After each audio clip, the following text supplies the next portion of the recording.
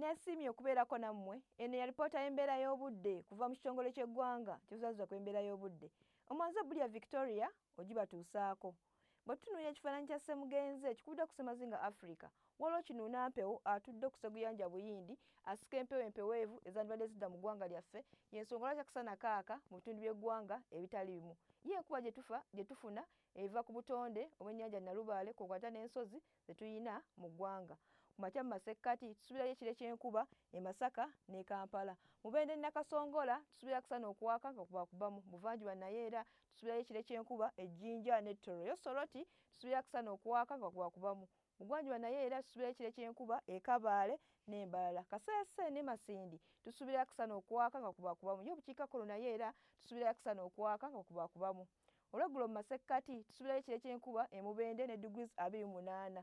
Nakasongola, Kampala ne Masaka tusuubira akasana okuwaaka ne degrees 29 e Nakasongola.